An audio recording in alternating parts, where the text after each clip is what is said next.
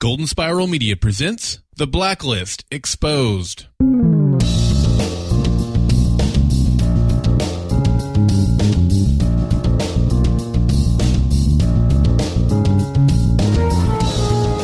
We want to thank you all for listening to the podcast, but Red must never know you heard it. Welcome to The Blacklist Exposed. I am Agent Troy Heinrichs. And I am Agent Aaron Peterson. I've already instructed my kids to pull a star 77 when I suffer my eventual heart attack. That's something. I didn't know that worked. But thanks for joining us this week as we discuss number 62 on the Blacklist, Leonard Caul, which aired April 23rd, 2015. It was written by pretty much everybody on the staff this week and directed by Michael Waxman. It's also the episode I refer to as We Finally Got Some Answers. Show notes and other intel for this episode of The Blacklist Exposed can be found at goldenspiralmedia.com/The Blacklist. Troy, in all seriousness, if a full team of writers is needed to make an awesome Blacklist episode like this, keep it coming. Just give them all a pen. Let's all just hover around. Great work. Brandon, Kristen, Jim, and Brandon. There's two Brandons? There's two Brandons on the team, absolutely. So before we get to our normal show stuff, which we're going to do, you know, we talk about our profiling question from the last full episode, which is a few weeks back now. But before we get to that, what do we think of this episode, Troy? I was really upset that we had to take the 3-week hiatus because we had to get to May sweeps, you know, and all that TV jazz and ruin the story. But if you got to come back from a hiatus, oh my goodness, this was the way to come back. I think they actually did it really well. By leaving on a huge cliffhanger, only being a couple weeks, I was fine with it. It gave us a break, so that was fine. So, I mean, let's think about this logically now, right? We had the key in the front, which was before the Super Bowl. We did get the case in the Kenyon family, which was after the Super Bowl. But, man, how awesome would this episode have been as the post-Super Bowl ep instead? I like the post-Super Bowl episode. So, I'm fine with it the way it played out. Okay. Don't do hindsight. Don't do Monday morning quarterback. Don't do it. Love it. Love it. Well, this will be the first time and not the last time I'm going to say Alias in this episode. But if you remember the Alias post-Super Bowl episode when Sydney comes in her lingerie and takes down SD6 and all that jazz, this would have been equivalent to that. It was like this was the Christmas present of the Blacklist for everybody for season 2. I suppose. I just love the episode. I think it was very, very well done, especially the fact that it was a Liz-centric episode. I mean, really, she's not just a plot device in this one. I mean, the story is hers, I think. And we also showed that you can have a Blacklist episode without Red having tons of scene-stealing moments. I thought that was very important for the show itself. But we'll get into that. We got a lot to talk about. Let's get started. We asked you last week to answer our profiling question for Vanessa Cruz, which was who shot Red and why. Jim said, I think it was a clandestine person from the agency. I don't think Tom would miss. I think we were proving that you're wrong because it was. Now, but you could still be right because we know who ordered the hit. We don't know who actually did the hit. That's the key. We still don't know who shot Red, right? Lynn said Vanessa Cruz. Okay. Brenda said the director. Correct. Well, correct in that he ordered it. Terry said Hobbs or a clandestine hitman. Correct. Robin said the major. Incorrect. Now at least we know. I do want to say, I said this in the episode a couple weeks ago. Everybody's like, they're going to drag this out. I said they will give you some answer very quickly. They're very good about that. If it's not the overall mythology, you get an answer to the smaller questions pretty fast. And we got one. Well, I don't think now, looking at what happened in this episode, that the who is important. It's probably just some dude, some sniper. But the why is the answer we got. Because we thought maybe it would have been Red trying to get the Fulcrum in play and that Red set it all up himself. But it was clearly the cabal, as we now know it, instead of the agency or the alliance or the clandestine group. It was the cabal. Well, no, cabal is like it's a noun. I mean, it just means like a secret organization. So I wouldn't say that that's the name of it. That's just how he referred to them. But if you don't want me to refer to Alias for the rest of the season, then we have to call it the cabal instead of the alliance. And it's easier to say than clandestine. So. It is. So we know it was the cabal that shot Red. Yeah. Seriously. I mean, do you ever get tired of saying Alias? You should. Someone's going to have to edit this and put a ding every time we say Alias just to see what the counter is at the end. Get a little cowbell. That's funny. Well, if you want to answer the profiling question of the week, head on over to our Facebook group. That's the Blacklist Exposed if you do it in the search bar. Or you can Tweet us an answer at the Blacklist GSM on Twitter. For this week, the profiling question is Tom, that's Tom Keene, not Tom Connelly, is Tom playing Liz? And for the record, this is Aaron's question this week, and because we all know that Aaron wants Tom to gargle bullets, I think we know where he stands at that topic. But we'll get into that more as we break down this week's episode case profile. I sure do want him to gargle bullets. Okay, this week's episode profile. I wish the basic plot of this were so easy every single week because it makes me writing this out so much easier. The episode opens with Red getting shot. We basically relive that moment from last week. And then we see a dark room where Leonard Caul is basically uber creeping on Liz. I mean, he's got tons of recordings of her. They're playing in the background. He's got pictures. He's got a slit throat. This, to me, felt like they were obviously trying to get the audience to think that Caul was a villain. Were you swayed into that, or were you kind of hesitant, like, let's just see how it plays out? At first glance, I was like, okay, yeah, criminal guy. Seems very similar to most of the other openings that we're used to. And then when he had the thing on his neck, I was like, is this somebody we've seen before? Like maybe Zumani or somebody else. And Zumani, I guess, wasn't really a bad guy because I think he was working with Red with the whole situation of getting him the bomb and everything. So, but I remembered Zumani killed himself, I think jumping off the building, if I remember correctly, in season 1. So then I was like, okay, let's just see how it plays out. I thought this was going to be the guy that shot Red. That's what I thought. I thought they were going to use this to lead up to when he shot Red or something, or this is right after, because I think they do have the police calls going in the background. I kind of thought that was how it was going to play. Turns out I'm way wrong. But, hey, can't be right all the time. Can't be right all the time. Great black and white shots, though. Yeah, took some great photos. It's almost like a professional TV photographer took them. 5312 Mass Avenue is where Kaplan sends Red and puts out an APB for doctors, nurses, Lord knows who else, by doing star 77. This is probably the most handy thing I've ever seen in my life. And I got to ask you, Troy, I tried to do this on my phone when the episode was over. Did you try? I did not try. I actually should have, but no doctors come. Just to let you guys know, that's a lie. Doctors don't come. It's very disappointing. And the funny thing was, I go back to that star 77 moment, and this was after Dembe chucked her original phone out the window. So the star 77 must only work on Red's private cellular carrier network that he has. Apparently it just buzzes everybody. Now, does that just puts the motion into play that goes to Kaplan and then Kaplan lets everybody know, or does that actually send out like an APB to everybody saying, zzz, zzz, zzz, go to this address? I'm trying to remember who actually put out the star 77. Was it Kaplan or was it Liz? Dembe did. Dembe told Liz to hit star 77, which called Kaplan. And then Kaplan put out the APB, yeah. Okay. So star 77 goes directly to Kaplan. So it's a speed dial number in a contact book. Yeah, probably. Okay. Throughout this episode, we get a lot of things going on. Red's fighting for his life. Dembe tells Liz to find Leonard Caul, that same creepy guy that we saw at the beginning that's hunting Liz down. Liz finds him. Turns out he's on Red's side, fighting the Cabal, which really just means a secret political clique or faction. And then we get the most peaceful shootout in history. Great. I love the soundtrack this week. Did you like the soundtrack? Oh, every bit of music they used this week was spot on. It was fantastic. I'm actually going to probably buy the soundtrack for this episode. Can you buy it for one episode? You can buy the songs individually. Oh, well, why don't you just send me a list so I don't have to do any research. Okay. I'd appreciate that. Lord knows I don't want to work. Yeah, what a great scene that was, too. Just having the entire shootout happen with no gunfire actually heard. And Red's shooting people from his hospital bed. That was awesome. He's an action hero, and he's got a bullet wound. I think that's great. Good for him. But most importantly, we get answers. Finally, we get answers. People, fans, quote-unquote, fans. Can you call yourself fans if you're already ready to abandon the show? I don't know. But fans were clamoring, saying that we need answers. We need to know more about this Fulcrum. It's getting old, blah, blah, blah, blah, blah. Nobody has faith we're going to get any. Well, we got them. Liz and Caul got that Fulcrum to work. Liz reluctantly helped him because she apparently believes that he is working with Red just on what he tells her. And the Fulcrum has kind of been established as, I don't know what the device is, like a speak and spell? What is it?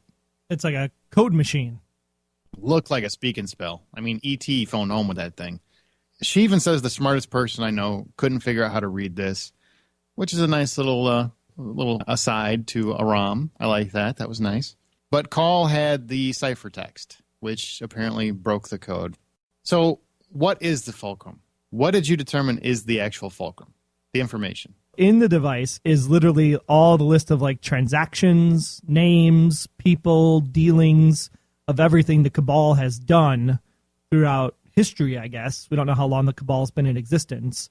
And because of that, it could be damning evidence to bring these people down because it's major government people, it's major corporation people, everything you wanted to know about how the world actually works behind the scenes. I mean, it's got names, CEOs, defense contractors. The director of clandestine services is on there. I mean, everybody seems to be on this list. And, of course, they did a very nice job of making sure you couldn't get too much information from what they showed. Even if you find it online, which you can, Google it because it's everywhere. It's hard to surmise from just that information exactly all the people that are involved, which is intentional because I think you're obviously going to get more than the director as the show goes on. But we get a lot of information. Liz takes that Fulcrum straight to the director's door. And as she gets to the director's door, he speaks a bit about how the president approved something. What do you think it was? Was it something not related to this, or do you think he actually says, hey, it's cool to take Red out?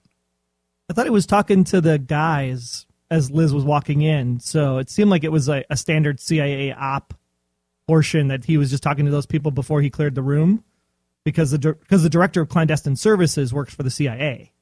So he's doing his day job, and then Liz shows up with this other stuff. So you don't think like Obama's ordering a drone strike? No. On Red? No, Okay. not at all. Just checking. Hey, I don't know. There's a lot of things going on in politics. Maybe that's what they're alluding to. You're alluding to the president is involved? I think, and I'm sure it's not President Obama, whatever they name the president. But yeah, I think the president is part of this somehow. I don't think they mention the president so prominently, other than to establish that the director's high up. Without, I think down the road, he's going to be on the blacklist. See, and I'm going to say it's the opposite. This is something that's more akin to Scandal's B613, the organization that exists to basically protect the Union at all costs, even from the president. I don't know, man. I think who would be the ultimate blacklister that would be near impossible to take down? I think 24 has proven that the president of the United States is one of the hardest men in the world to try to bring down. Oh, Jack Bauer is. He's better than the president. That's true. I really think that's going to come into play, so that's the information I think we should all pay attention to. Okay, so you're saying president, I'm saying something bigger than the president. What's bigger than the president? Scandal, it's B613, it's command. Hey, I come from a world where the president is the top. That's the leader. That's what you're led to believe. That's what they tell me. That's what they told me in my handbook when I joined America. The information is political assassinations, terrorism, etc. They have this conversation. Liz tells him point blank, we know who you are, what you've done. You called Reddington's bluff, and you lost. She won. He called it off. But do you think she really won? I don't know. This is where the story changes now again, right? So we had the Berlin Saga change to the Fulcrum. Then we have the Fulcrum. It's now out in the open. Story change again. So I'm going to assume she has copies. Otherwise, why would she? The thing was she left the actual device. Why would you leave the device? Why not bring it on a flash drive and play the flash drive? That's the part that was like, okay, I think you messed up here, Liz, because you brought the device. Well, who wants to keep the speak and spell forever if you got the info? You don't need Freaking it. cool, man. It's not cool. It's cool. Not cool. I had one of those when I was 8. It's not cool. It's a really low-tech piece of information, let me tell you. You'd think they would have transferred it on Laserdisc or something by now. Oh, because that's cool technology. I'm telling you, a Betamax recorder would be more high-tech than whatever that one was. But it's a speak and spell with a projector built in. That was the cool part. That's true. It didn't have a projector. Whew. Great, we can do slideshows. Can't you spell slideshow? Yeah, no. It was interesting. I personally am not convinced that Liz won. I think she bought some time. Yes. But I don't think she technically won. And the director tells her point blank, you have no idea of the enemies you just made. Including your mom. He didn't say including her mom. He implied. He didn't imply. He implied she looked like her. That's not saying your mom's part of the group. He wouldn't speak so kindly of the mother if he himself wasn't working with her at some point in his life. Says you. Says me. We just want to preface, Troy does not work for the show, so he doesn't know these things. This is just Troy rambling like he does. Let's go into characters. You ready to talk about characters? Heck yeah. Aram, Samar, Dessler, they did nothing. Exposition machines, that's what I call them this week. Pretty much, you got some Joseph McCrae background info. I'm sorry, Leonard Caul. And they fill in a few minor blanks. I didn't get anything more about them from this episode. Agree or disagree? Yeah, they were the transition pieces so that you could get scenes from scene A to scene B. Exactly. We got a new character, Nick, who is a past love interest, apparently. He's a doctor who she ditched, apparently, and he's a damn good doctor because Red lives. But he takes the money. Is he on the take? Do you want him to come back into play as a romantic possibility for Liz? What do you want? Because I really think we've got enough possible romances for Liz. We don't need one more. I want to know, as part of the story, why did she leave Nick to go to Tom? Was Tom just that great at wooing Liz away from Nick? Well, look at his abs, man. He's got some sweet abs. And he could apparently take out landmines inside of your chest. Yeah. Sounds like a good guy. I mean, that's a guy. I'd leave lame doctor for that guy. Yeah, was it Nick to Tom immediately, or was there a time period between Nick and Tom, I guess is my question. Here's where you and I did. I really thought this is a device that wasn't needed. I know a lot of fans were fond of it, especially the ladies, because they like seeing all these sexy guys popping up. I didn't really need another love interest for Liz. I didn't need another look into her past right now.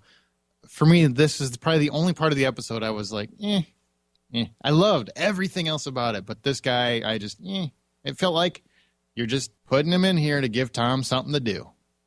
Oh, so you're saying you don't like Nick because of the Nick-Tom relationship versus here's something for Liz to decide, hey, Nick was actually what was real in my life, and so now I need to lean on Nick going forward because Red felt like they were going to go to Tom's apartment because it seemed like every week we got to find a reason to involve Tom. I've said that before. Yeah, I'm not a fan of Tom. I love the actor. I think the character has passed his expiration date. I don't see any reason to keep him around. But they keep finding reasons, that's fine. This felt like, to me, something that was jammed in there so we could look at the doc and say, oh, we've got a conflict for Tom. We've got something for Tom to do. He's got, a history with this guy, and we can get a little back and forth between. It's just information I just didn't care about. It wouldn't have mattered if it was any doctor. We didn't need that manufactured drama, personally. Personal choice. I think you're just hanging on to your hate for Tom as much as I'm hanging on to the Red is her mother theory. Maybe. But it's not really hate. It's just... Oh, it's hate. You want him to gargle bullets, you said, in the Facebook group. I do. I want the character to gargle bullets. It's not because I hate Tom. It's because what use is he serving now? Just tell me what purpose other than the same stuff. He could have told her 100 times what he knows about Red. He could have... I don't know. We'll get there. I'm sorry. I'm passionate. Cooper.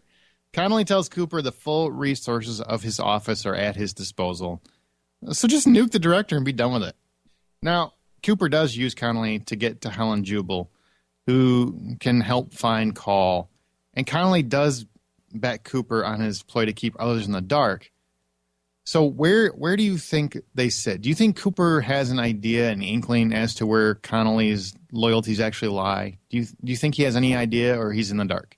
He made a comment, and I don't remember exactly where it was, but Cooper said something about, I have some cards I can play or some cards I can use.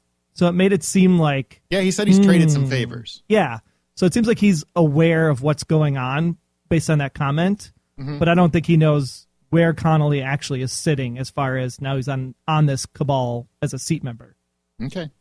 I'm very curious about that because you can tell that he is aware that Connelly might have some other loyalties, but I don't know if Cooper exactly knows what those loyalties are yet. And I wonder if he's going to keep investigating them. I think that's actually going to come back into play. But we're going to talk about Connelly in a minute because he actually had a bigger storyline than Cooper. Really. Dembe, Mr. Gonna get full season next year. Woohoo! He actually got something to do this episode, which I'm so happy about. And Red should probably send that guy about 3 birthday cards because he saved his ass repeatedly. He saved him in the shootout, saved him with the Code 77, and then again with the Fulcrum. What do you think about Dembe? Is he like stepping up or what? Well, Dembe is doing what he's supposed to do. He's number 2. What TV show is that from? No, that was Austin Powers. Who does number 2 work for? Who does number 2 work for? I assume he's number 2 and Kaplan's number 3 because Dembe knew to call Kaplan, right? Yeah, Although that's true. you would think that Kaplan's number 2 based on the influence she had to get people to jump.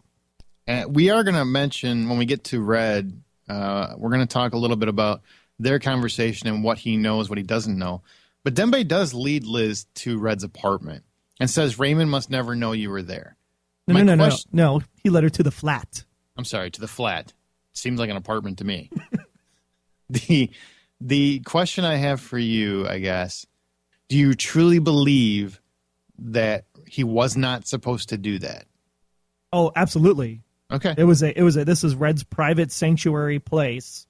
The only people that should know about this are the people on Red's payroll, and maybe only Dembe is the only one that knows about it. Maybe Kaplan doesn't even know about it. And this was a big no-no. But there's pretty much almost no way that Red's not going to know that she was there. Because as soon as he realizes that the director knows that he has the Fulcrum for sure, he knows that she would have had to have gone there to get it. Could have sent somebody else. Dembe could have sent a lapdog. I guess maybe, but Leonard Caul is going to come back into play, and so they're sitting around having a cappuccino, and then Red's like, "So how'd you get that thing?" Your daughter/sister/niece/whatever. She led me right to it. It's probably going to come up. It will. I'm not 100% convinced that Red didn't tell Dembe to tell her that.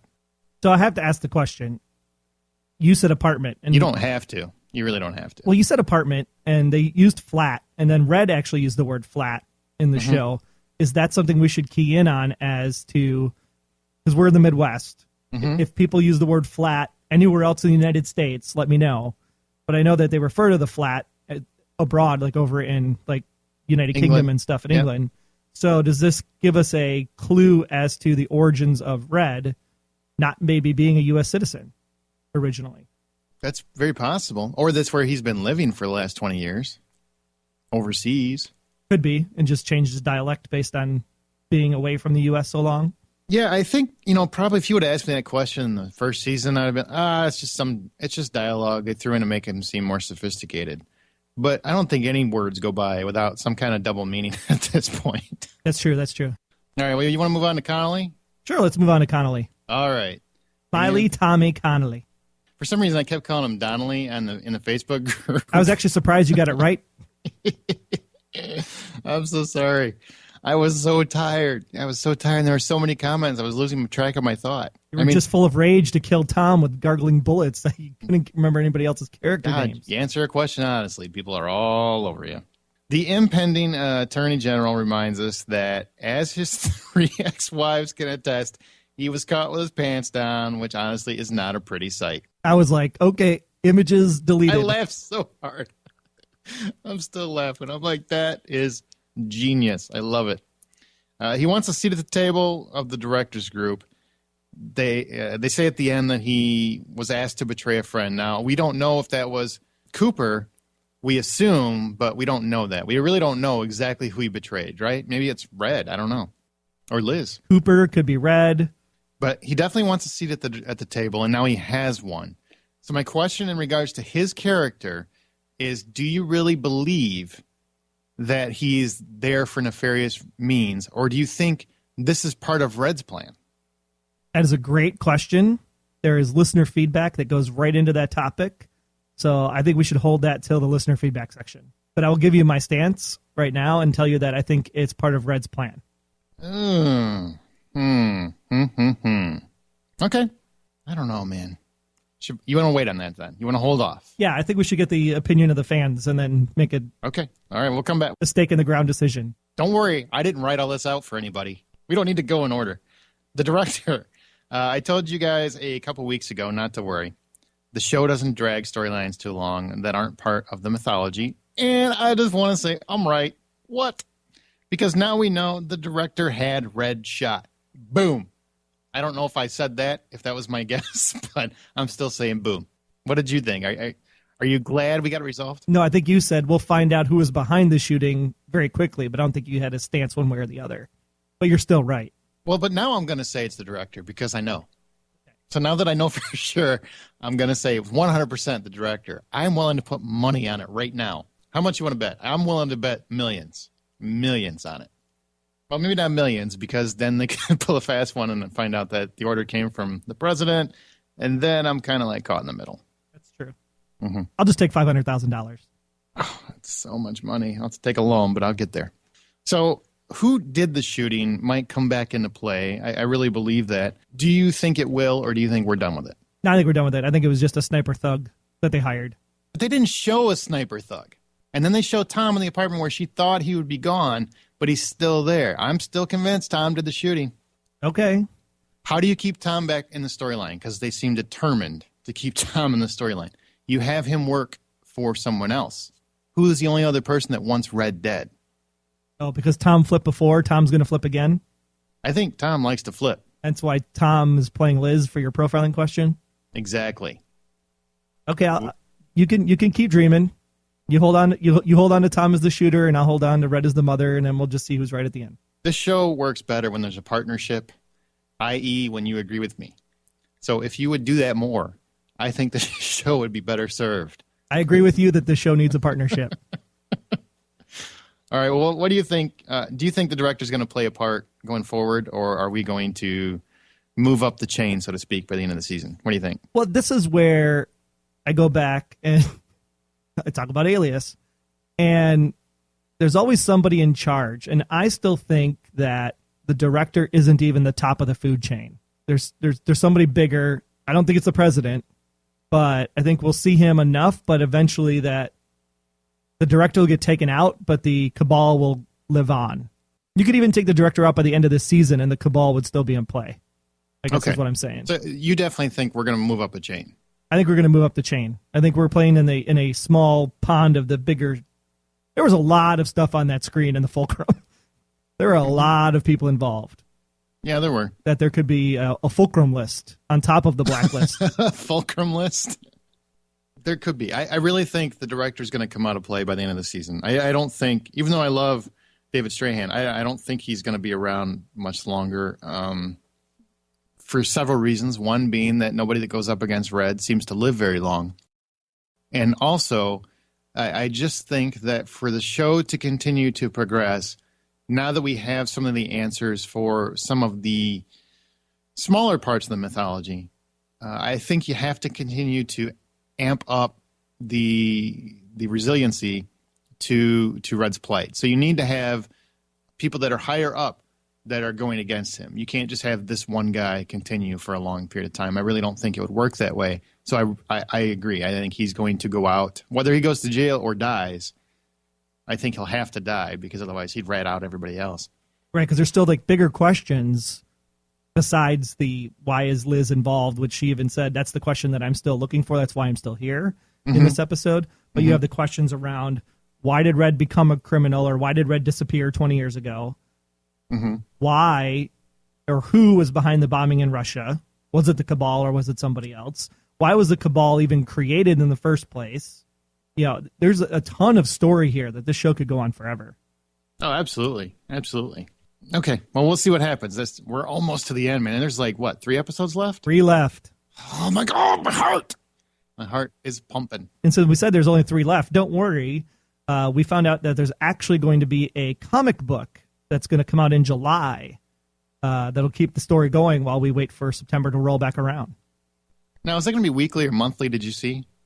I didn't get a release schedule. It just said that there's going to be like an issue, but there's going to be pieces of the issue is what I gathered. So it seems like they'll release parts of the complete issue over the summer. So we're going to do like a podcast on the comic? I think we should. All right. That's fine. We got to find out what the release schedule is and how much information comes from the comic. And as long as there's pictures, man, because I really don't like to read. The reason why I watch so much TV is so I don't have to read. That's my exact reason. But don't worry, we'll have, hello, welcome to the Blacklist Book Club. Oh, that would be so good. We could sound like sophisticated and eloquent. I can't even say the word. All right. Well, Kaplan is a badass. I think everybody can agree Kaplan is a badass. I don't think we've seen her with a gun in her hand, but she can dispatch foes pretty quickly. I know that we had Vargas who said, I don't do the blood thing. You're supposed to do this killing stuff without me around. But then even Kaplan seemed like she wasn't more of the killing type when Red shot that. She came up to the guy and was like, oh, this guy's squiggling around on the ground. And then Red puts the bullet in his head. I think that was the second episode of the season. Mm-hmm. So it seemed like she wasn't initially a killer type. She was a cleaner, but not a killer. And man, this time she was just like, bam, bam, bam. Pulled out that gun without even a slight of hesitation. Yep. I loved her. Loved her. She was fantastic. And what great eyesight she has for her age. That she's able to pick out what kind of gun it is from across the room. All I know is I got the big bag wolf flashed in my eyes when you said that. You're like, oh, what big eyes she has. Yeah, I mean, she's very astute. She caught it, nailed it. Because I thought she just shot 2 FBI guys. That's not going to bode well for Liz's career if she gets a couple FBI guys killed. And she has a genuine affection for Red. Now, what do you think that is? Do you think that's just friendship, years of loyalty, or do you think there's maybe a past? I mean, they're roughly around the same age. So you say the same age, and a bunch of our listeners say maybe a little bit older, maybe Kaplan's Red's mom, maybe Kaplan's Red's older sister. Okay, people are reaching there. I don't think Kaplan is Red's mom or Liz's mom? Red's mom. No, she's not that much older than him. They're saying she's 70 and Red's 50. I don't think she's 70. God, you guys are harsh. I don't know how old she is, but she can't be 70. No doubt. And James Spader's 55 or something, so come on. Go easy on the woman. She's a great actress. Cut her some slack. Lots of opinions in the Special Agent Intel section later on about this topic. People are mean. You guys are mean. Tom, we get his story. Red hired him. Tell me I'm getting this right. Red hired him to keep an eye on Keen and keep her safe. He says Red is the one really hurting Liz. And Red says that he fired him basically, or did he fire him? He did fire him, but he was already involved with Liz at that point. So did Tom marry her for love, or was it for Berlin? Did Berlin come during the marriage? I'm confused.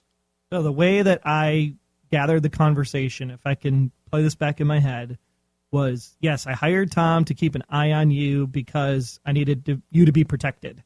And then when I saw that Tom had feelings for you, then I had to turn myself in order to make sure I was close to you because he wasn't objective in the way he was protecting you. So I had to come protect you. Now, what I don't remember is, did he turn himself in because he found out about Berlin and Tom flipping, or did he turn himself in because Tom wanted to get married and had gone off the rails before the flip? Condense that theory again. I'm trying to follow you here. So Red wants Liz protected.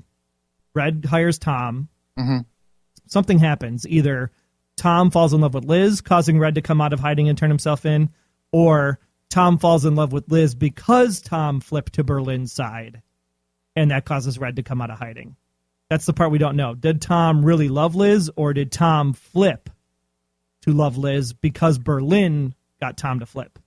Right, but did Berlin make him flip during the marriage or before they got married? That's the question. Okay, that's where I'm kind of confused. I got the rest of it, but that portion I'm still a little fuzzy on. And if I listened to it 3 times and I still don't know, because they both seem to be conflicting each other with the timeline a little bit. Right. When Tom has his conversation with Red and then Red has his conversation with Liz, it really feels like they're both leaving just a little bit out, which makes sense. I mean, that's a show, but that's the part that I didn't get. I understand that Red is saying, I cut him loose because he wasn't serving my interests anymore.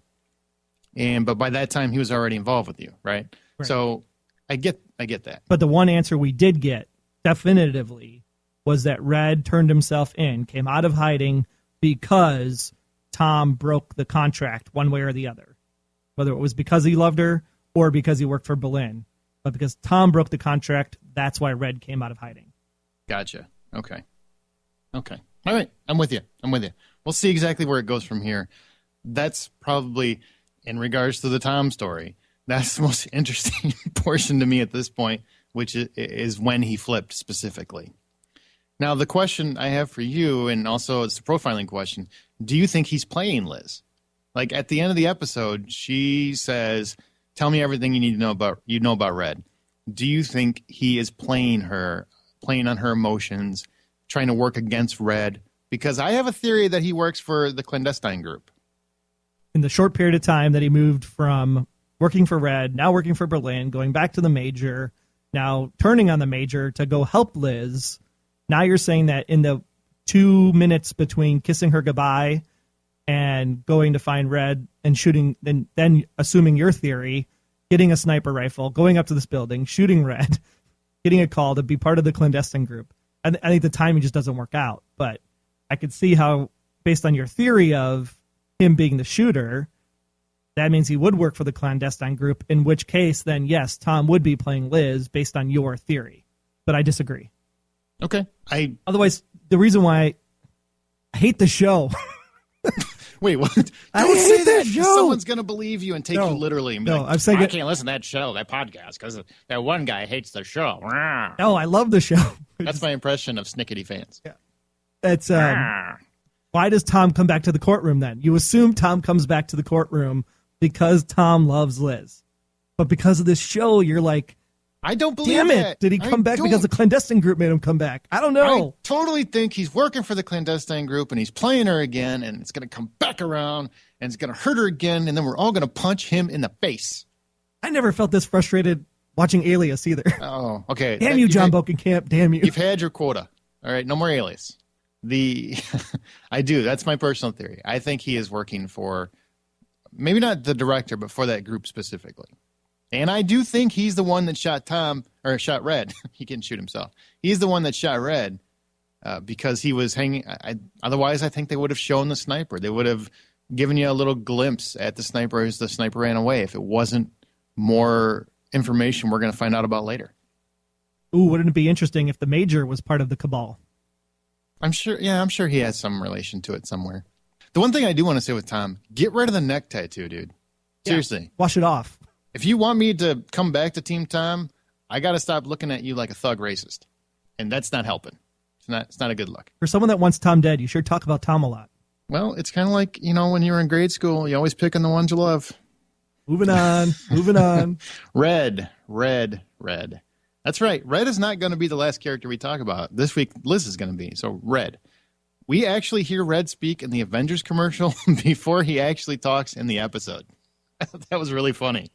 As I was watching it, I'm like, I just heard James Spader on a commercial before I hear him on the show. Don't you think he sounds like his work is going to be fantastic in that movie, by the way? Oh, absolutely. I can't wait to see it just because he's in the movie. Well, his voice is in the movie. Right, because we do movie podcast outside of this, and I'm telling you, I've heard nothing but good things about his voice work in that movie, that his vocal stylings own that movie. Not that anybody should be surprised, but if you're wondering, how it worked out, I think you guys are going to be happy. Yeah, I do think it's interesting that we heard him in the commercial before the show, which leads to could the show exist without Red?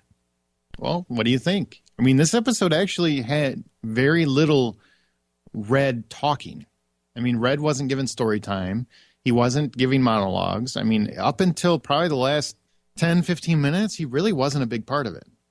So actually, for me, and I talked about this at the beginning of the show, that was very important to me because even though I love Red, it's important to me that the show can function when he's gone for long absences because that can help with the drama, with the story, with the writing on the show to elaborate on the smaller characters, to establish other storylines for the other characters that might play into Red's world. That's important to me. And I think we had gotten to the point for a big portion of this season where Red was the focus. Red was a big portion of every episode.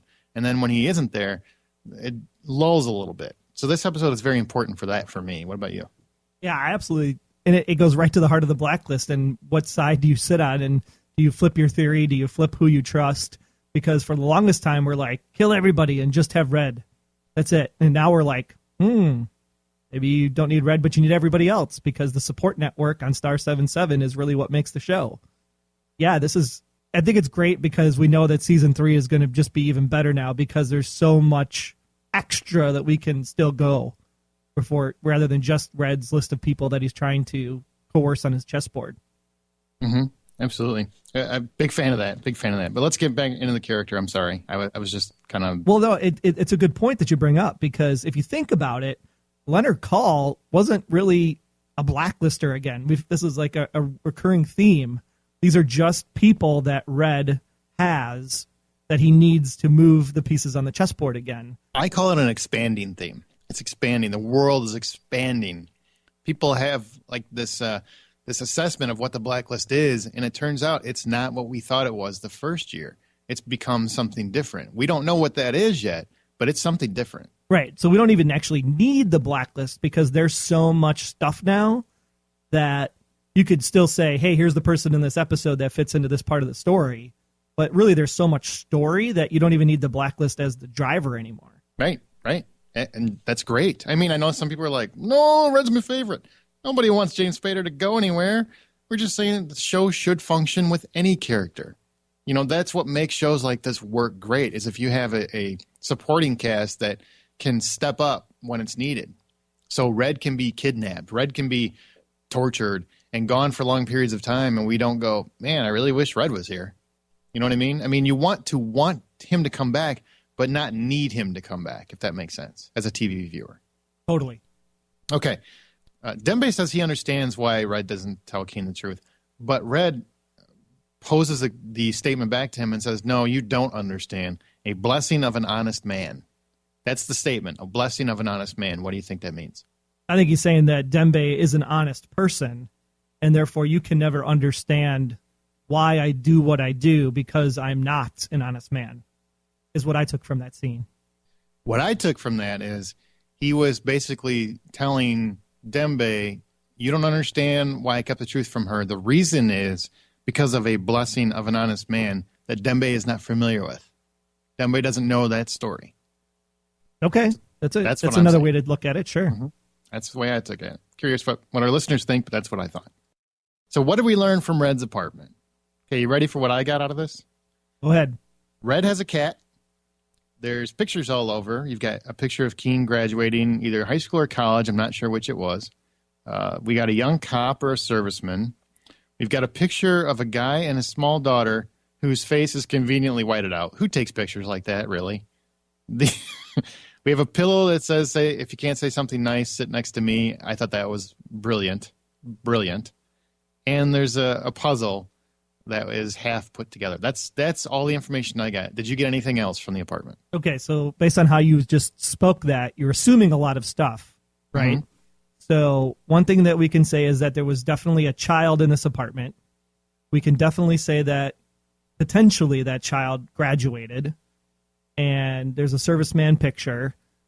But going to what the director said at the end of the episode of, gosh, I never realized how much like your mother you look like, that graduation picture could have been Liz's mom, not Liz.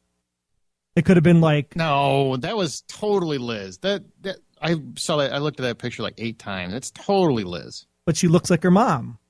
So, yeah, so could this whole apartment be like the early days of Red and Liz's mom, right? Son of a biscuit. You're right. So yeah, you're right. It goes the stepfather theory or the whatever, because it's not really her father, but stepfather. Father, stepfather, uncle, something paternal. Right. So maybe this was like, it's like a picture of like his dad as a serviceman, and that's why he wanted to join the Navy. And the graduation picture is of his wife, who happens to look like Liz. And they just doctored the picture out. I mean, they basically took her picture, but they doctored, the show, not the... Yeah. Behind the scenes of the show, not the show. I should preface that. There's so many conspiracies. I got to explain this. And basically made her mother look like her. Is that what you're saying? Yeah, so exactly. It's her mother's picture, and okay. But it looks like Liz. Okay. Only because that line was said. So at first I was like, oh, it's totally Liz in the picture. And then he says that line at the end, and I'm like, crap, John Bogenkamp did it again. Hit that guy. Exactly. So, yeah. So, yes, there's a graduation picture of a woman that looks like Liz. Could be Liz, could be her mother. There's a serviceman picture. There's a picture of a child with somebody holding the child on a swing. We assume that child should be Liz. or it could be the daughter that Red's apparently lost that used to do ballet. And there clearly was a child there because of the pillow on the chair. You can't say anything nice to me. Nice, sit next to me. That's what I got. That's what I got. Yeah, absolutely. A lot of cool stuff, but still a lot of openness for interpretation. Absolutely.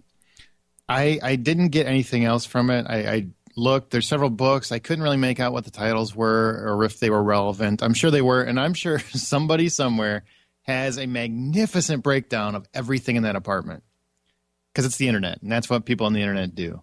I've thumbed through some of it, but honestly, I don't want to obsess that much. I looked for the bigger clues. I didn't see any real minute clues other than I think the pillow was there to give you the understanding that this is definitely Red's apartment because only Red would have that pillow. The puzzle is because of how his mind works, and he's always trying to piece things together and plan ahead. He's got a strategy, although I think chess would have worked better for that. But that's my personal opinion. The pictures are definitely red herrings galore, meant to drive us all mad, which they are, because I feel mad. Mad is insane. Crazy. Yeah, exactly. It just really well done, though. I thought they actually did a very nice job, except here's the one thing. As soon as I'm done with all this, I wouldn't go talk to Tom on a park bench if I was Liz. I run my ass back downtown to his flat, and I look through everything. Because he's still going to be in that hospital bed for a while. I look through everything. Tear it apart. Agree or disagree? Well, Dembe said go to the apartment, but you don't know who else on Red's payroll is watching Liz. I wouldn't care at that point. I'd be like, you're not giving me any answers, Chico, so I'm going to go back and get my own. Yeah, but she loves Tom. Shut up. Tom, I love you. Tell me everything. Better not. She better not. Don't make me disappointed in you, Liz. I love you, but come on. All right, how about his talk with Liz? He explains why he hired Tom, also that he hasn't told her everything. He wanted to be within reach. He wanted to point her to a truth that she would have to discover for herself. Why, other than an NBC mandate, why can't he just tell her? Do you think? Is there a logical, reasonable reason for that, or is it just TV drama? If Red tells Liz something, how does Liz know it's truth? She has to uncover the truth herself. Mm-hmm. Plus, you have this whole the mind thing, and your mind was reprogrammed. And if that happened, yeah. But why does he? Why can't he just fill in the blanks for her? So she's not. I mean, if he truly cares for her, if he truly loves her, like he genuinely seems to, I'm glad that we're seeing more of that because since kind of slaps your theories in the face in the past. But if he genuinely cares about her, why not just tell her? I mean, for me as a dad, I stand here as a dad. You're a dad. If I knew that information I was keeping from my daughter was crushing her soul or someone I cared about, crushing their soul, I would tell them to alleviate their pain. It isn't like a husband having an affair that the wife is not aware of or something like that. It's deeper than that. It's crushing someone you care about soul. Just tell them. I don't understand why he can't just tell her. Because he doesn't have all the answers himself. Like he doesn't know what happened that night of the fire because Diane Fowler said, I can give you those answers. I can tell you what happened. And he shoots Diane. Bang, bang, bang. And because of that, I think that's why he can't tell Liz. Liz needs to discover it because partially it's a mental break for Liz. If she gets overwhelmed with all this information and someone was messing with her memories, whatever, vegetable coma could happen. It's a stretch. So I think they have to go on the journey together in order to piece the entire story together. Okay. So you don't think it's just because an NBC mandate? Bokenkamp's like, we can't do it. That's why. No. That'll kill the drama of the show. It'll be over in a week. We can't do that. I think it'll be funny if, 5 years from now when the show's doing its final episode or something, and basically it just comes down to the last 5 minutes where it's like, all right, here's what happened. I probably could have told you this the whole time. Here's what happened. I think that would be fantastic. You're just sitting there having coffee in a shop or something. It's like, well, let me tell you a story. Fade to black. It's almost, he does it like Soprano style. Just fades to black. And we were like, ah! Like it ends with Liz putting a gun on the table and it fades to black. You don't know what happens. I think that'd be great. Okay, Liz. We got to get to Liz. This is all Liz's episode, in my opinion. Her men, her life, her story, which I thought was great because, like I said earlier, much of the season I felt like, or this second half of the season, I kind of felt like Liz has been more a plot device than a proponent, the fuel that moves the show forward. You know what I mean? she wasn't powering the engine. She was just like one of the moving pieces. And now this really felt like her story is what moved this forward, not just Red getting shot.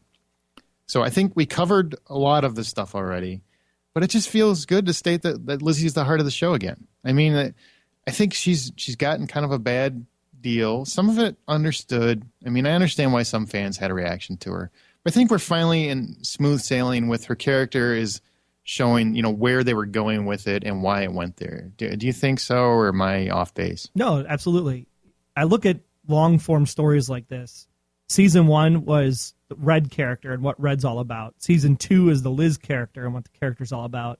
I think Season 3 is going to be the story is the character, and the story is what it's all about. Mm-hmm. And I think that it set this up really great. Liz this week, I think, was just fantastic. And what does she really want to know? What is she really trying to find out? And the best line, the best line was, "You look like your mother." That was probably the best line. The second best line was what she says to Red as he's laying in the bed. "It wouldn't kill you to lie just once to make someone feel good." And I think that was a clear statement about the whole rule of Red doesn't lie to Liz. Like, I agree. Just tell me a lie just so I can feel better right now. Mm-hmm. And because he won't lie to Liz, I think that cements that rule point blank right there. If anybody was doubting that rule, like Aaron Peterson. I got it. You're calling me out. I understand. I completely agree with that. My bad is all I can say. I have said we don't know if Red's lying. We only know what he says, so maybe he's just telling her he doesn't lie to her. I do think over the past 6-8 episodes, they have demonstrated several times that there is some validity to his statement that he won't lie to Liz. Now, do I think that's 100% true? Show's not over yet. I still have my doubts. I'm sorry. I just have my doubts. I still think if he's going to lie, we're not going to know it until the truth comes out. So there's still that possibility, but it sure seems like I am wrong, and I will take my medicine. I seem to be wrong on that front. Happy? Thank you. Okay. That's got to make you feel good, doesn't it? At least one of the things I can get you to agree with. The partnership is forming. What about the director's statement? I never saw it before. How much you look like your mother. Alias. What else did it make you think? That was the first thing that popped in my head. I was like, okay, season 1, cliffhanger. Hi, Mom. You realize not nearly as many people watch that show as they watch The Blacklist. So they have no idea what you're talking about. And if you didn't, and you're a Blacklist fan, you must go back and watch Alias as your homework during the summer. Because you will see a lot of stuff. Yeah, I do agree with that. There is some truth to that. Doesn't mean you have to mention it every week, but there's some truth to it. So what do you think about that statement, though? I think it goes back to the first thing I thought of was Alias. The second thing I thought of was like, oh yeah, the mother. My theory might hold true. The third thing I thought of is, okay, the mother, is she like the head of the cabal? Because her and the director must obviously have worked together or had some relationship in the past. And maybe that was the whole thing that ripped Red's family apart, was that she was a planted spy, kind of like Alias. And then she ended up becoming husband-wife with the director, maybe. I don't know. Okay. Interesting. I got that this is set up. So here's what I got out of this. This is set up for season 3. They've alluded to Mom a couple times now. And I think as it goes, what we're going to get is season 3 is going to be about Mom. Totally. That's exactly where I think it's going. Yeah, that's what I'm getting. And I really don't want to jump on your theory galores, but that is very similar to Alias. So if you did watch that show, you'll understand why Troy keeps making that comparison. It's not just because he's annoying me. There actually is some validity to it. But I definitely think that's where they're going. I don't think they'll go to the same place as Alias did, but there's definitely a Mom storyline coming. And I really wonder what kind of storyline it's going to be. And that Mom's going to be Russian. She better not be. And that Mom could have been Berlin's wife that made, was it Jennifer? Mm-hmm. Could be. They could be sisters. It could be. I think that would be a nice little twist. So there's going to be a lot of Mom storyline. You're probably going to see some of it in the finale, would be my guess. And we'll just see what happens. Now, she tells Tom to tell her everything about Red. What do you think Tom knows that he hasn't already told her? That's the big question I have. Does he know anything else? I mean, that he hasn't told her? Or that she doesn't know? He could talk about how he's funded stuff, like what he was doing for the 20 years, who he's actually involved with, who he knows, what's his network like. I mean, I'm sure he's got some of that information through the Major or through Red before he decided to take the contract. So maybe that's what it's all about. It's about just uncovering who Red is as a person, as a character, which is only through Tom's perspective. It may not even be true, because it could have been like someone said, I think it was last time on the Vanessa Cruz episode, was like a deep undercover agent. Yeah. Maybe that was you. Yeah, deep undercover agent working for Connelly. Okay. Very good. Very good point.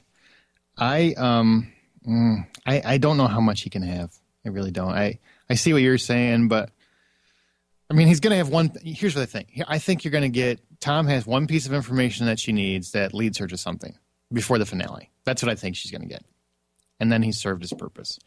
But they'll keep him on the show because everybody loves Tom except me. That's my assessment. That's what I got. You're not laughing at all, so you don't appreciate that theory? Son of a...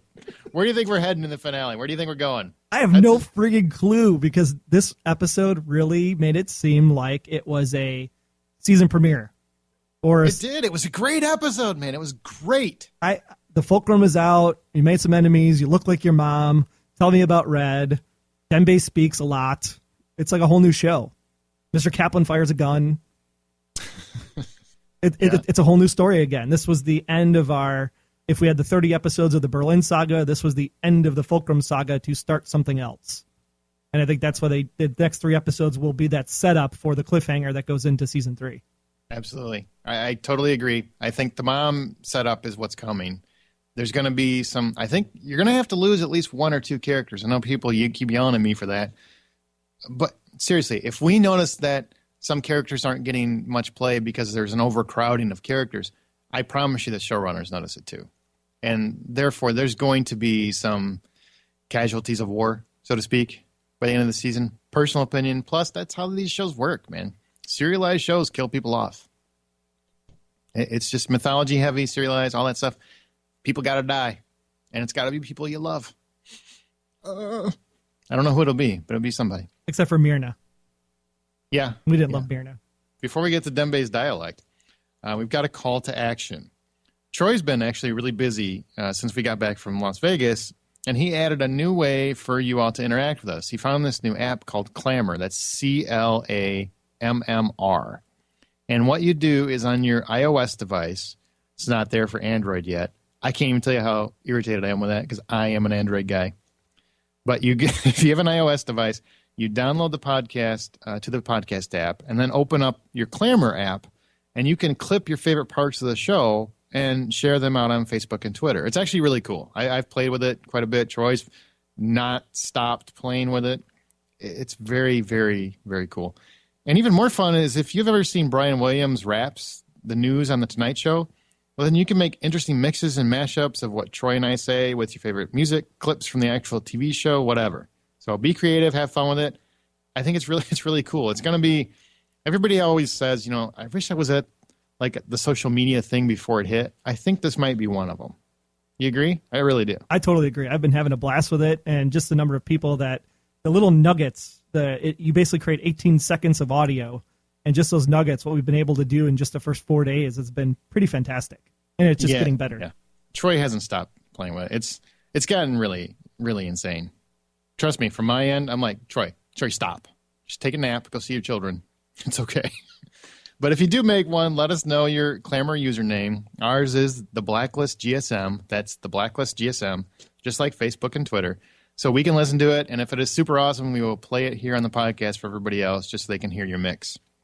I think the most unique Clamor at the end of the season in 3 weeks will win a prize to be determined. We're working on a few things, so fingers crossed it'll be awesome. I'm sure it will be. Again, that's CLAMMR.com. Download the app and get your mashup mixing on. Well, thanks to Special Agent Rory for naming our new segment. Since the man speaks very few words, when you get a full episode of Dembe, you need to feature the guy. So this week, instead of Red's rhetoric, we bring you Dembe's dialect. Our first clip from Dembe is when he chats with Liz about Red's flat. Elizabeth.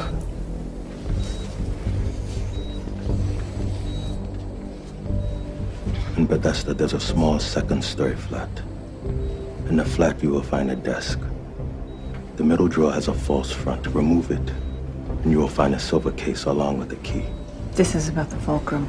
Yes, you still have it. I do. This case, the key. I need you to bring them here to Raymond, to Leonard Caul. That's why Reddington wanted us to find Caul, because he can decipher the Fulcrum. He's gonna be okay. This flat, Raymond can never know you are there. Do you understand, Elizabeth? I would go if I could, but I can't. I can't leave him alone. Raymond must never know you are there. Our second clip is the scene with Dembe and Red just before the incursion on the warehouse. The doctor says you did well. Elizabeth, She's fine. you need to go to my flat. I'm taking care of it. You were right, Dembe. I should have told her. I understand why you didn't. No, you don't. The blessing of an honest man. She still hasn't found Caul. She won't. But if she looks for him, he'll find her. Be sure to send us a tweet with your vote at the Blacklist GSM on Twitter, or comment in the Facebook group with the hashtag DembeLiz if you can keep a secret about Red, or hashtag DembeRed if you tear up every time the two of these guys talk to each other. Special Agent Intel, Doc H wrote in, I have to say, this is one of the better episodes in the series. It was like almost all the parallel and divergent paths in the story arcs suddenly swerved in and met at a crossroads around this one event.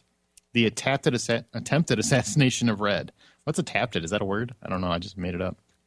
We normally get plot A with a plot B chaser every week.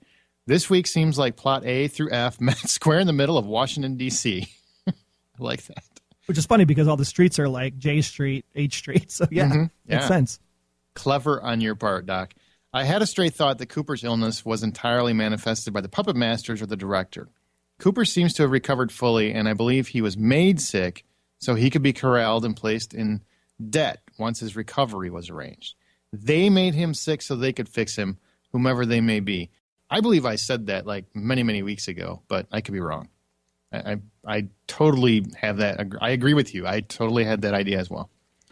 I'm not trying to steal yours. It's a great theory because I agree with it. I got a chill down my arms when Liz walked into Red's little apartment for the first time. I knew there was gold in them there pictures to be had if she chose to snoop, which she eventually did, not as much as I would have liked. It actually felt like a frozen donkey wheel moment, a little place that holds most of the secrets and has the power to take you to another time or place of salvation. Decidedly not lost anymore. Thanks, Blacklist. Cheers. I see what you did there, Doc. I see it well. I love it. That's probably why you have that chill going down your arms. Now, if you don't remember, Red called Mr. Kaplan Kate once before, and people have been speculating the whole time. Is Kaplan Red's older sister? His mom, Lizzie's mom, the woman in the photo. But all this related longing had Corinne theorizing, since so many people seem to think everyone has to be related on this show, how about this? You ready? Ready.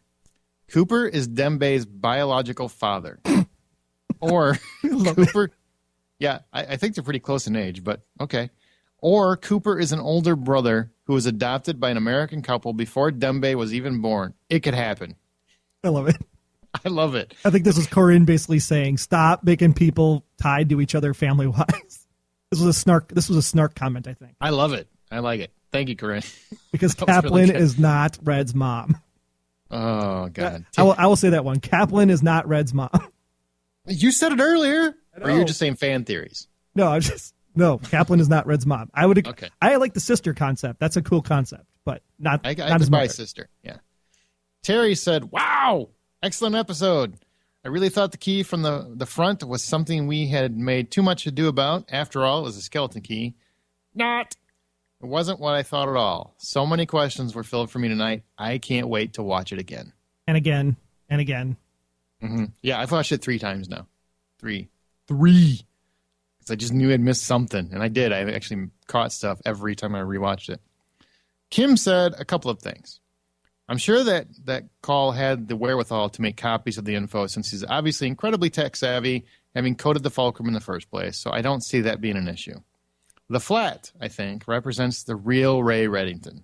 I think he puts up a great facade with what he surrounds himself with in public, but the flat is where he goes to be himself and surrounded himself with the things he loves.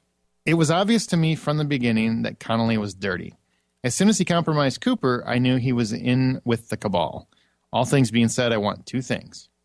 1, I want Lizzie to go all badass on these people. And 2, I want the director and Connelly both to die before the season ends. If I get those 2 things, I'll be happy to wait until next season. I got a question in regards to what you said, Kim. What if Connelly, or Donnelly, as some people like to call him, what if Connelly is actually working for Red, like I've theorized? What if Connelly is Red's brother? Well, okay. I hate you. I think there's more to Connelly than we're giving him credit for. I think the actor's doing a very good job as well. I really like him. I think he's got a good charm to him.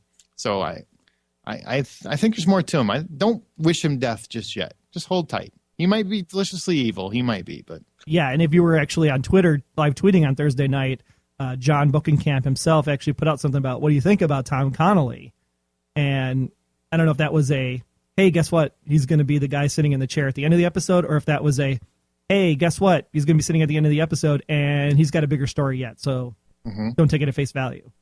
He just likes to torture us. That's what happens. He does. He likes to torture. Good for you, man. Good for you, sir. Well, Aaron, we got 2 voicemails this week from the Golden Spiral Media Feedback Hotline at 304-837-2278. And I think you're going to like both of these voicemails. Our first one up is from Amy. My name is Amy from California. Hi, Troy and Aaron. I'm really of 2 minds about the flat Lizzie went to in order to receive the case with the cipher. On one hand, it really looks like Red's private sanctuary. There are old books, lots of photos, memorabilia, and even a puzzle in progress.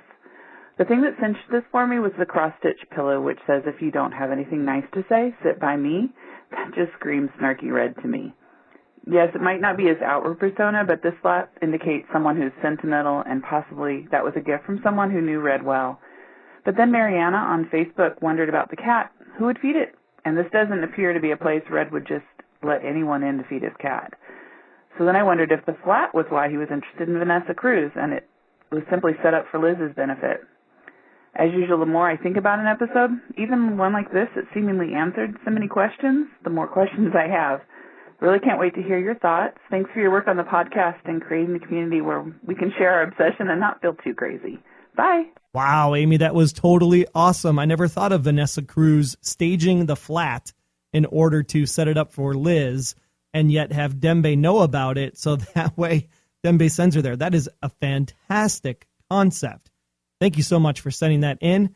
Here's another voicemail from Rory. Hey, guys, it's Rory from Jersey calling in. I wanted to say congrats on the nomination, well-deserved, and the great podcast that you guys do. I just wanted to call in and address Smiling Tom Connelly, or as I know him, that rat bastard. I think we all knew he was sinister and up to no good, but did we really expect him to be involved with the cabal? And when he sat down with the director, that look he had at the end was, yeah, you know, I wanted a seat at the table, as he said before, but I don't think he realized the ultimate price he would have to pay by betraying Cooper and everything else. Did he just realize the actual price of doing business when he sat there? Well, I guess we'll never know, or maybe they'll answer it later on. And to Aaron, I just wanted to say, you know, that if Bruce Jenner can transition to becoming a woman, why can't Red actually be Lizzie's father? That was for you, Troy. Keep up the great work. I look forward to listening. Talk to you guys soon. All right, Troy, what did you think about that voicemail? I love it. I love the fact that he's just poking at you. But he meant mother. He said father, but he meant mother. I'm sorry, did he say mother? I don't think he said mother. He meant did he mother. say mother? So now we're inferring what our listeners think. Is that what we're doing? No. Rory texted me. He said it meant to say mother. I didn't see this text. I don't believe it. Rory, I want you to prove this to me. Did you mean mother? USOB? I appreciate it. I can take the poking. I deserve it. That mother theory is dumb. Stop it. But I really like what he's thinking there about Connelly, and he's along the same lines as us about the fact that he just didn't look so happy at the end of the episode. Like he's like, oh crap, what did I do? And I don't know if that was a purposely directed that way to make us think that or what. Because he kind of timidly took the glass too. Good for you, Rory, for pointing that out. Yeah, seriously, thank you for the voicemail. I really appreciate it. I can take the ribbing. I deserve it. But the mother storyline is dumb. The mother theory is dumb. Storyline's fine. Troy is off his rocker. Focus on the good part. Focus on the Connelly part. Apparently, Rory, you're a little off your rocker too, my friend. Am I right? It's okay. Everybody's got their thing. You know what I'm saying? Debbie, is it only me, or does anyone else believe the director will be gone the end of this season or during the next? I believe each head person, quote unquote, must be eliminated in order to climb to the top of the ladder to get to the real enemy of Reds. And I still believe it will turn out to be the president. Oh, I'm with you. I'm with you. Again, simple theory that stays with me.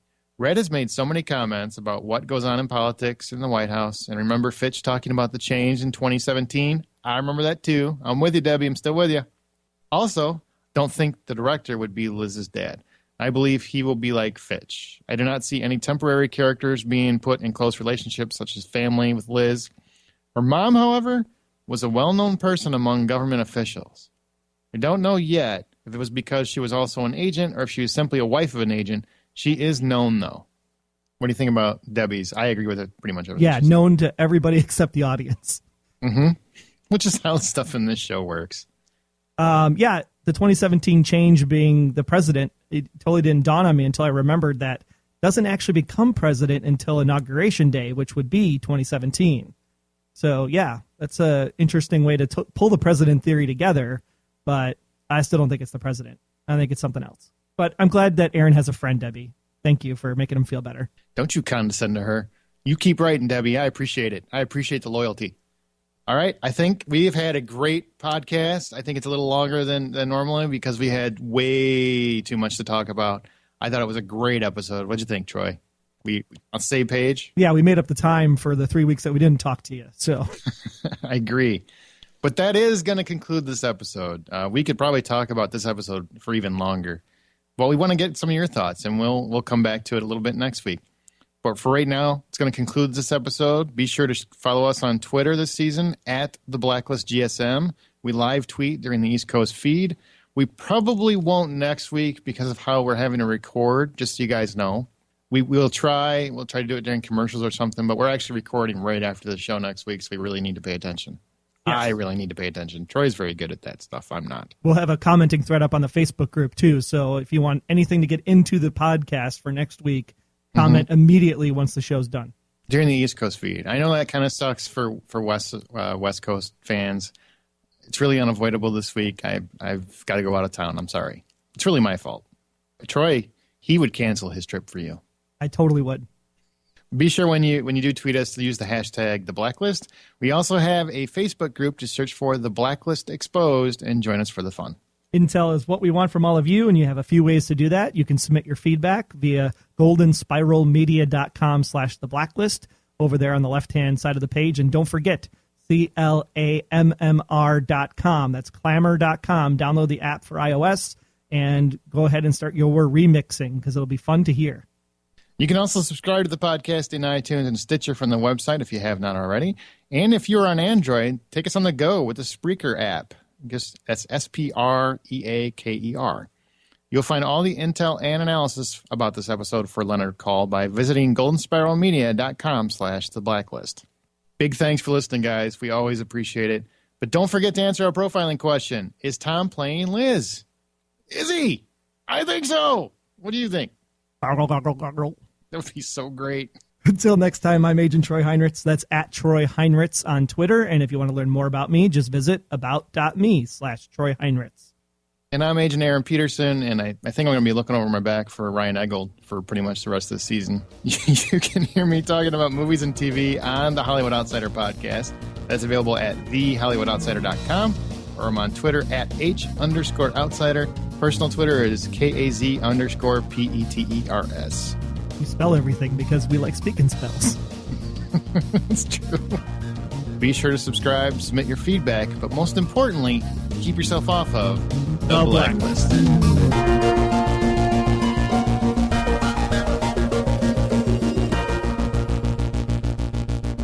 The Blacklist Exposed is a Golden Spiral Media production, copyright 2015. Find more of our great podcasts at goldenspiralmedia.com/podcasts.